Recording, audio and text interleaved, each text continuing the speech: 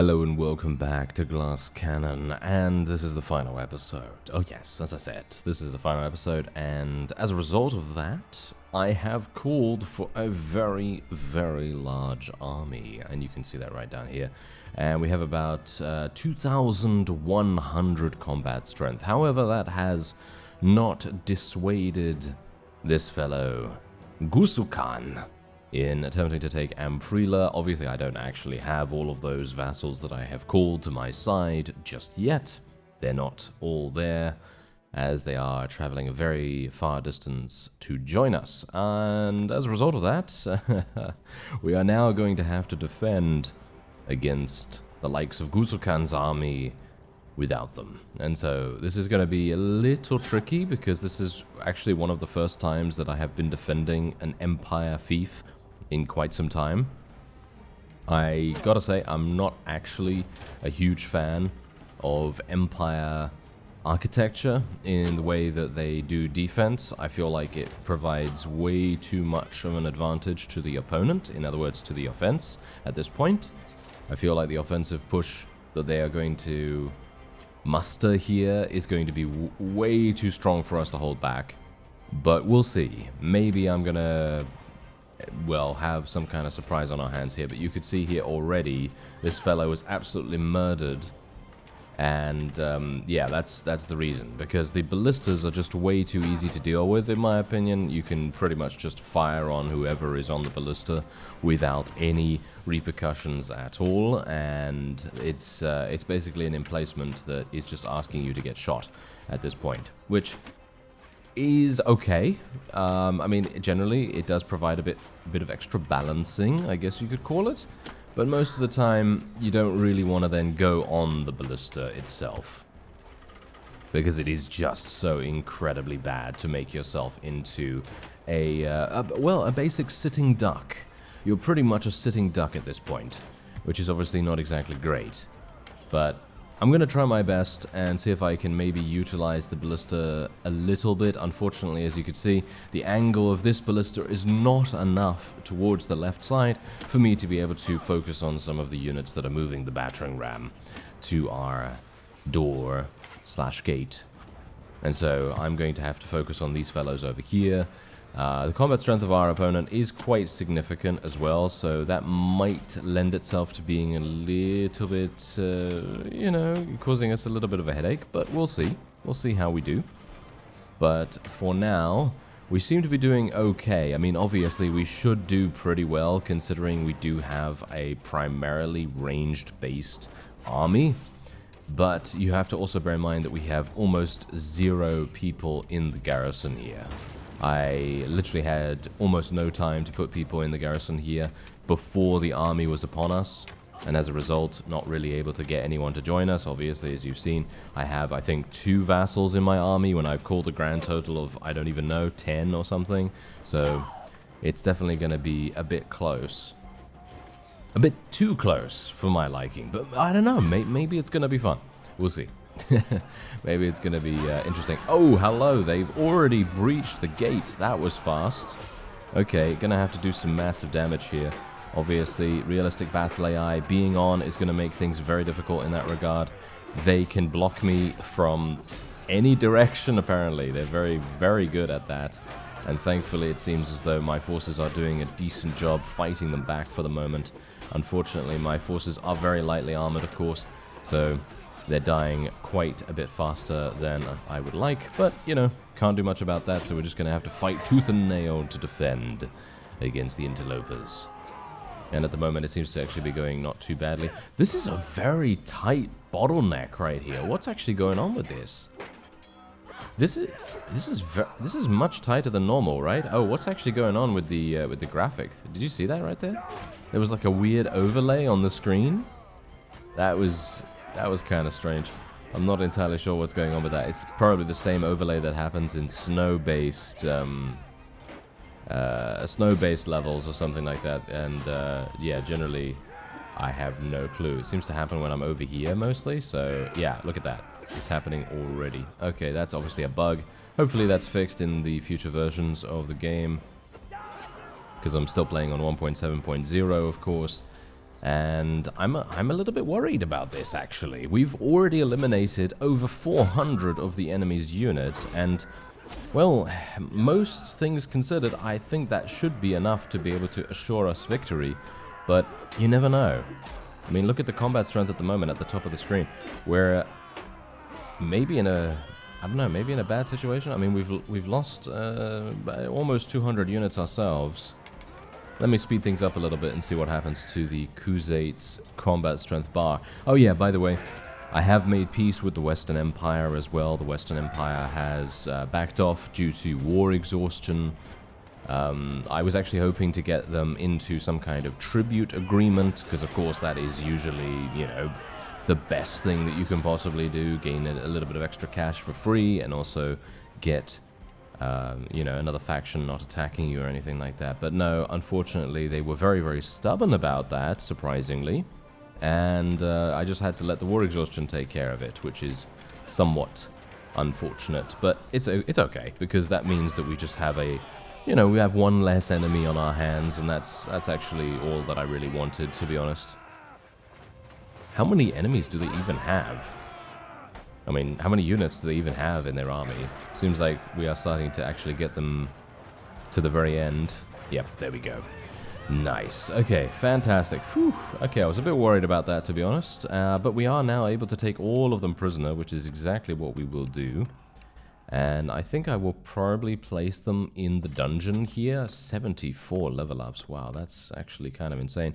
And we're just going to take all the loot there as well. Oh yeah, I also sold my loot previously at Amprila, and I gained a grand total of 340,000 just from selling my armor and my ranged weapons and shields and things like that. So it really can pay off a great deal to have that looting skill. Well, not looting skill, so to speak, but the roguery skill really does make a pretty big difference. Anyway, we're going to go to the dungeon here. Oh, I can't donate prisoners. Dungeon limit has exceeded 87. Oh, okay.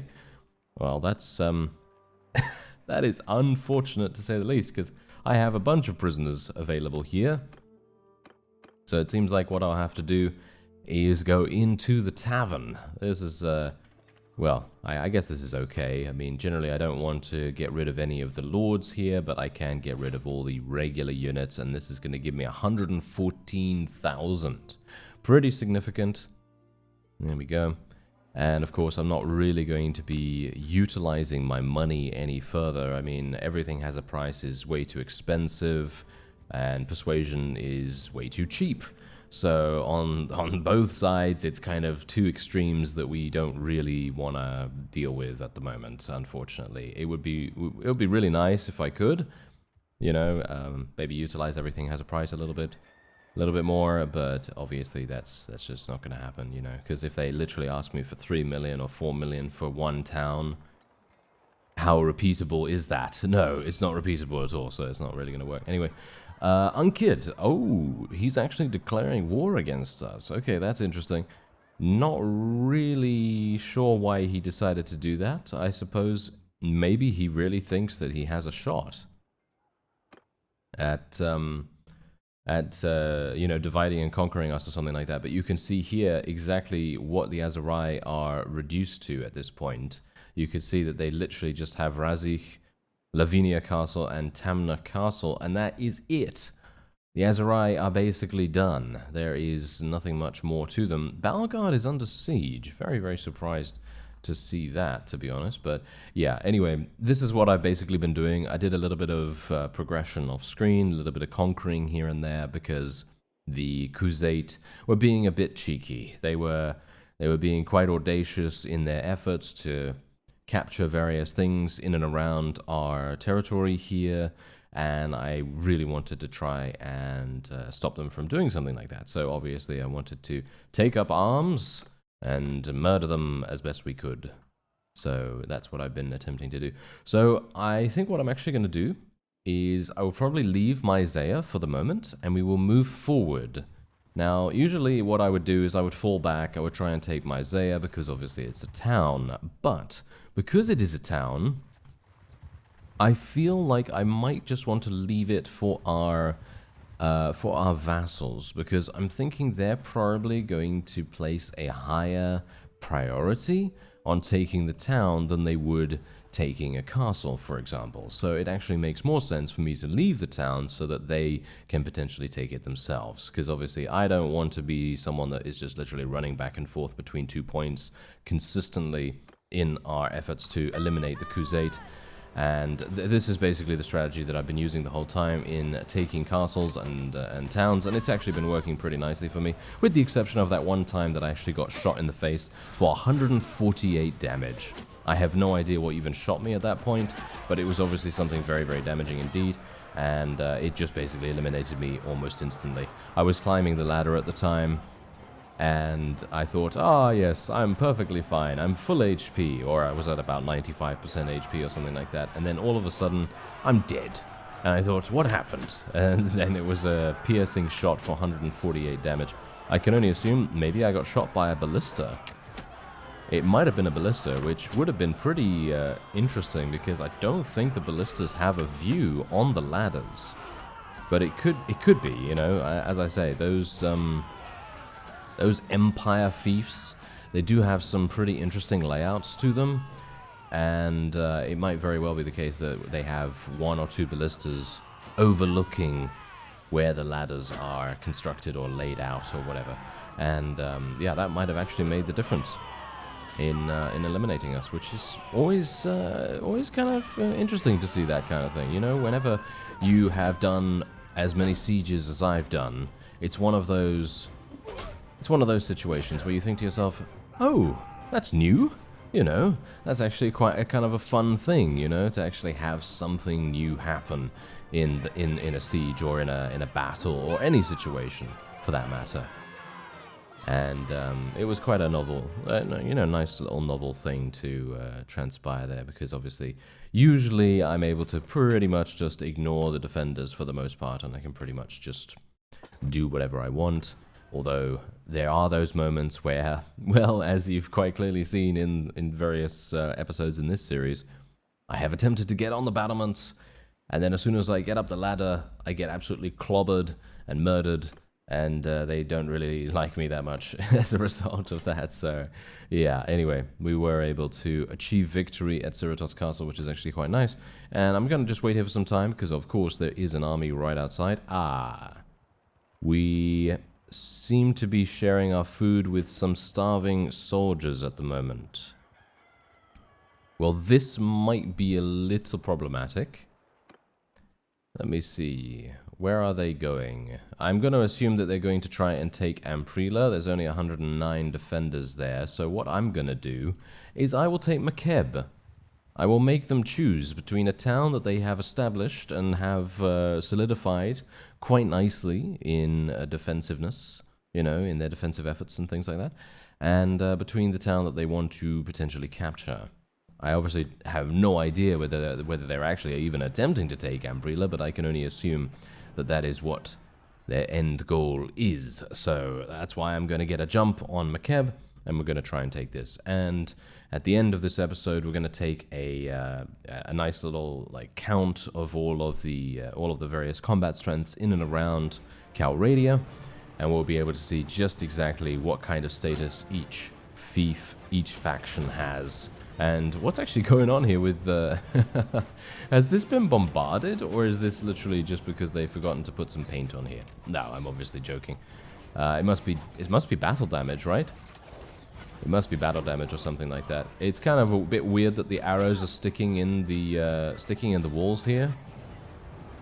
Because I know, maybe it's made of a soft material. Maybe the walls are made of a slightly softer material in comparison to the Empire's sort of like brick-like structures, you know, because obviously they do have slightly hardier castle walls potentially. Maybe their walls haven't been upgraded here. That could very well be the reason, but I find that hard to believe because MODDED has been standing under Crusade rule for a very long period of time. I don't think it has ever changed hands.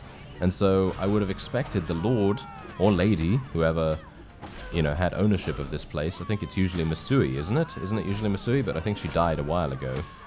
So it might very well be the case that whoever took over for her has just literally not bothered to update any of the improvements in the fief itself, which is obviously not very good, especially when it comes to wall security. You definitely want to make sure that your walls are 100% good, because if they're not, then you never know. It's it's probably a pretty bad idea, especially considering most factions at this point in the game will probably try to construct a number of trebuchets. We've seen that ourselves.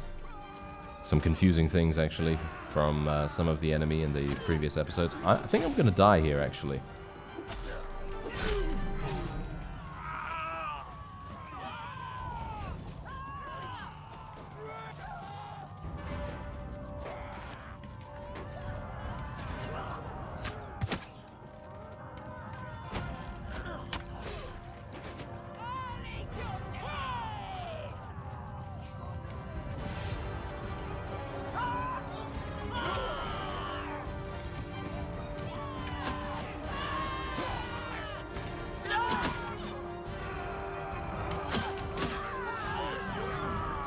Well, it did end up that I did get taken out, unfortunately, when I wandered over in this direction. Obviously, there were a bunch of archers there, and I had already kind of thought to myself I was gonna perish at some point, because the archers are just, they're very good, aren't they? I mean, the Khuzait are obviously not the best archers on foot, but they definitely have the proficiency to be able to deal some damage.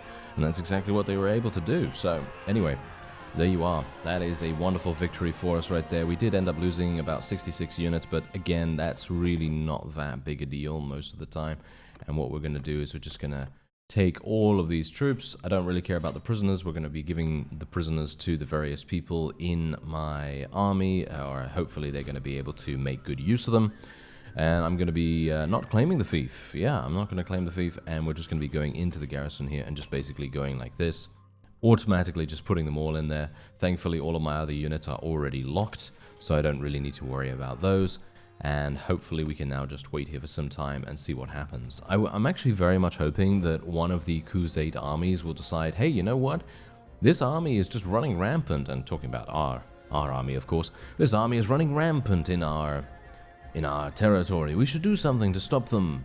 And so on and so forth. And I was very much hoping that they would actually do that, because that means that they would potentially try to stop us one-on-one. They might try to, you know, attack us in terms of some kind of offensive siege, or even a defensive siege. But, yeah, that doesn't seem to actually be happening anytime soon. Technically, what I could do is I could take Chaikand now. There is another army around about there, Alwith's army, and they are besieging Sibir. That is a very weird decision to make, because Sibir is all the way over there. Although the Khuzait have started to expand out in that direction. Balgard is thankfully still not being taken, probably due to the efforts of Oradwia's army. He's doing a pretty nice job over there. And otherwise, let's continue onward, I suppose. I mean, what else is there to do apart from continue onward, right? So let's see what we can do here. Where do we want to go? Which way do we want to go? It very much depends, because here's the thing. If we want to consolidate this territory right here, then we can sweep out, take Usek Castle, Chaikand, Hakun, Akalat, and so on, all the way over there. But then we are making ourselves very weak to the Western Empire, potentially the Southern Empire, and we are moving, of course, closer to the Azerai. I'm not entirely sure how strong the Azerai are at the moment. You can see here, yes, they are basically negligible. There is no real reason to consider that they would be able to do anything against us, but you never know. They still have 2,000 combat strength. They could muster all of that, or at least a portion of it, and have an army that's at least 1,000 strong, maybe something like that. But for the most part, yeah, probably not going to be that threatening for us. I'm going to go and attempt to take Tepesh Castle. I think that might actually be kind of fun. Korinia Castle has actually been taken. I don't know where Korinia Castle is, but wherever it is, I'm glad that we're taking something. That's all I can say. Anyway, we're going to head into Tepesh, and we will attempt to take this. Obviously, the combat strength bar at the top is so incredibly in our favor that I don't see any reason why we wouldn't just go straight on in with basically building the most minimal of siege weapons and then just making our way up the ladder This is basically what I've been doing every single time. And generally, I think we would probably be able to achieve victory whether I did this or not. I think I could probably go up here. I'm going to jump down. I was actually hoping that there was a lip being constructed around the bottom of the wall that I could potentially stand on, you know. Those things that would cushion the blow a little bit from the falling damage, but no. No such luck. Okay, this guy obviously... Oh, he didn't even know I was there until now, and now I have given him... Oh, no. I gave him the preview by missing... Yes, missing my surprise attack. I gave him warning on that, which was not exactly good. But, oh, you know, I actually really love these kinds of situations where I am being approached from multiple directions, and I have to fight enemies off where they could be coming from anywhere, you know? They could be coming from over to the right here, they could be coming from down the stairs, up the stairs, they could ambush me at the same time. It might be really, really cool to see that, but yeah, unfortunately for them, they are prioritizing sending archers against me, which is obviously exactly why, you know, what they should be doing, because they need archers to station these particular murder holes in the castle's layout. But it's really not a good idea to send archers against a person that has extremely high proficiency in martial weapons or...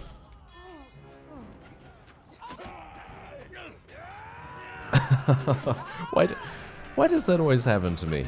You know what? I'm just gonna stop saying that kind of stuff. I have no idea. I should really just stop talking about how my character has very high proficiency in this thing or that thing or whatever. And then it always ends up me getting murdered by something in a completely, albeit a very hilarious situation, but a sort of simultaneously pathetic one. Oh my. Okay, well, whatever the case, we were able to take it, and that's obviously all we really want. But seriously... Literally, me just saying to myself, "Oh yes, I don't think I can be murdered by any of the enemies that are around here." And then, as soon as I say that, boom, head slash. That was basically what took us out right there. Head slash. Very, very interesting, and very natural to assume that that would happen to me, wouldn't it? Aha. Yes, fantastic. Anyway, let's take Kesar Castle first. I'm going to try and take this, if at all possible. Can I? Why did I click on someone else? I thought I clicked on the castle. Oh well, whatever the case. We're going to just head on in here.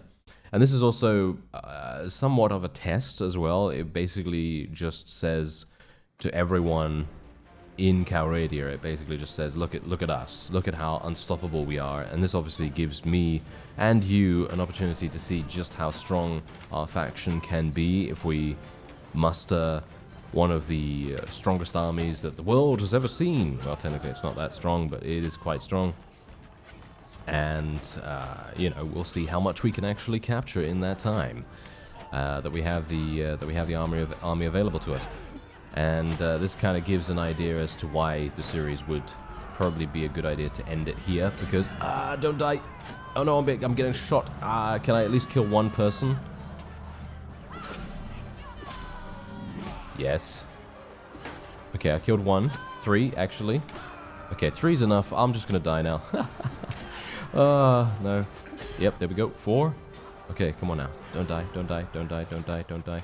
I got shot in the back. Did you see that? Oh, that was very dishonorable in war. I can't believe you shot me in the back in a completely legitimate, honorable combat situation. I'm obviously joking. I don't really mind about that kind of stuff. Anyway, there you go. That was very interesting indeed. But yeah, anyway, that's the point. It's a nice way for us to basically confirm that the series is at a good point to end it, because we have come to a situation where we are basically unstoppable, or not unstoppable in the sense that we can't possibly lose any single fight whatsoever, but I would highly doubt that if any singular army wanted to attack us right now, which they probably don't, let's face it, they probably don't, but let's say that they did, I'm not sure, I'm not entirely convinced if they would be able to achieve victory against us. Which is actually also the reason why it would be a good idea to stop the series here. But I'm actually losing a lot of relation with the various clans at the moment by showing mercy to the various denizens of these castles and towns and things like that. So that is actually kind of bad. That is actually really, really bad. Why do they want to give me McKeb? I'm not going to be taking it myself, thank you very much. I really don't want to deal with the day-to-day runnings of a town at the moment, thank you. And let me see what else I can do here. Well, obviously, we do have some ransoms coming in as well. But yeah, Myzea, as you can see, look at that. That's exactly what I was talking about earlier, where I know that the AI does tend to put a higher priority on towns. So I thought to myself, okay, I'm just going to leave the town because it's got a very, very weak garrison as it is. Because Myzea had just experienced one of its rebellions. And then the Crusade took it back from the rebels, and obviously, in doing so, they have now placed a very, very small garrison there. So it should be super easy for anyone that wants to basically go ahead and just take it. So what we're going to do now is we will head over to Baltakand, I think. I'm going to make peace with, not the Crusade. I could make peace with the Aserai. I mean, it doesn't really make much sense in me continuing to fight them, so let's just make peace with them, even though we're not going to get any form of deal or whatever with them. But I actually suspect that that might be the reason why they declared war on us, because we did have a tribute agreement with them before, and they were giving us a pretty significant amount of money, or, well, to them, it would be a pretty significant amount right now. You know, 1,300 or something per day. You know, when they have so few fiefs, that probably is partially the reason why they did that. Anyway, I'm just going to continue distributing the various fiefs around here to other people. I really don't want to take them myself. And we're going to head into Baltakand here, and this will probably be the final thing that we take, and then we'll take a tally of what is currently ours and what isn't, and we'll see what kind of combat strength we are facing from the other factions. I'm going to be very intrigued about that because it's been a while since we have come this far, pretty much. Usually what I'll do is I'll, you know, sort of like take a stock of how strong my faction is, just in pure combat strength value, and then we will decide to end it there. But usually we do not capture as many things as we have this time around, so I'm actually kind of intrigued to see what has changed as a result of that. I'd like to try and help some of my forces get onto the battlements this time around as well, so I'm going to see if I can maybe sort of cleave a small path for our forces. Unfortunately, I am getting murdered as a result of that, but it seems like it has been successful. Very nice. I'm always surprised when my plan actually works. Because usually I just go, oh yes, I would like to be able to, oh, and then I get shot in the face or something along those lines. That usually is what happens, but yeah, there's a lot of archers down there, so they probably want to murder us. But I will not allow it, not for the next 2 seconds. 1, 2, there we go. Now it's all fair game, and they can actually murder me if they want to. Alright, let's get up here and try to eliminate them, though. Okay, this guy's on the ballista still. You have your priorities straight, sir. Ballista is very, very fun.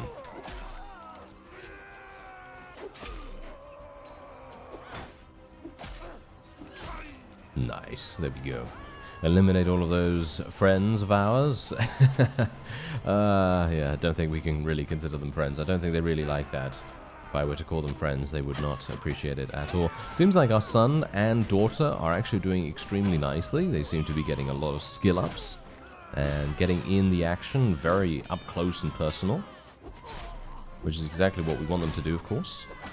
They do gain some very nice levels from that, and because they start from level 1, it's probably going to be providing them a massive amount of skill points and attribute points at the same time, so it's probably going to be really, really good when next we speak to them. And I'm going to get out my bow here for obvious reasons. Okay, the AI is apparently just randomly not even using their shields at the moment. It's kind of a bit strange sometimes. considering the realistic battle AI is very good at defending against arrows, but you can see what they're doing right now. Look at them. They're literally doing some kind of dance on the way to me, which is a bit weird. As you can see, they're kind of like, oh yes, it's time for me to join the dance floor. I'm not entirely sure why, but yeah, they do seem to be attempting to do something like that, which is kind of weird. Anyway, there we go. That is indeed a victory for us, and we have now taken Baltakand. And you can see here we're taking very few casualties, as is expected, of course, at this point in the game, I suppose. Considering we do have some pretty significant numbers of our own custom units. I will be taking some mercy here upon the denizens of Baltakand, and you can see that Kuloving is not appreciative of that one bit. And whose clan is Kuloving? Because I might actually have to speak to them real quick. Let me take a quick look here. How do I actually see that? It's probably under Kingdom, right? Yeah, clans, there it is. Okay, so it's actually Olek. Okay, that's really, really surprising. I've given him a huge amount of stuff. Okay, so donate gold. How much gold can I donate to him? Okay, you can see how much relation gain we're also going to be getting from the various donation. So I'm actually going to donate him 400,000, and we're going to gain 46 relation from that, which is pretty decent in my opinion. We have to try and prevent him from leaving the faction, because if he does, you know, try to leave the faction, it's going to be really bad. You know, I've given him a lot of fiefs, and if we do have him break away from the main faction, it's going to be utter chaos, basically. Okay, Myzea has now broken out in rebellion, which is to be expected. That's definitely something that I was 100% thinking would happen, because obviously they've done it before. They did it against the Crusade, and of course they would do it against us, because I think that we needed to probably provide an empire governor to them, but I don't think I did that. So that was a failure on my part, but that's fine, because Myzea is really not that difficult to take. Anyway, let's take a look at the diplomacy screen and see exactly what is happening in terms of numbers. You can see here that the Crusade has almost 5,300. We have 22,000 on the other hand, so obviously very one-sided. They have 6 towns and 12 castles. We have 35 towns and 46 castles. Kind of crazy. And the Sturgians, how much do they have? They have 2,100 combat strength, and they have 1 town, 2 castles. And then obviously we have the Northern Empire. They basically have nothing. They have 1 castle, 2.3k strength. The Western Empire is still doing reasonably well in terms of combat strength, but that can very quickly turn around, because of course they only have 6 towns and 3 castles. I think the primary reason why they have so much combat strength is because of their town population at the moment, the various garrisons that they have.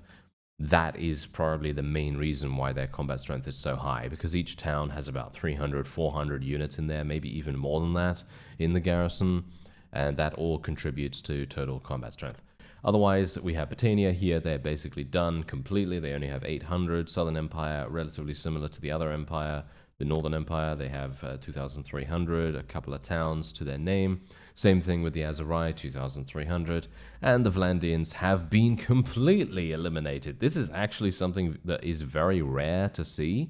Usually the Vlandians, or in general any faction in Bannerlord, never usually gets completely eliminated. There's always someone milling about within the faction, whether that be the ruler themselves or some random minor faction or random vassal that is just keeping it alive. But you can see quite clearly the Vlandians are just done. They have just completely given up, and that's actually something very refreshing and cool to see, gotta say that. Anyway, let's take a look at the map here as well. You can see exactly what has been going on. The Western Empire has basically been completely left alone, which is definitely an oversight on my part. I really should have done more damage to their central area here of Zeonica, Poros, etc. That would have been a much better strategic decision than expanding outward into Azerai territory, but we did need to crush them a little bit, because the Azerai were getting very audacious in some of their aggressive movements towards the end, before we actually took all of that. So anyway, that's going to be it for this episode and for this series, and stay tuned for the next one. I thank you very much for watching and for joining me along this journey, and I'll see you next time.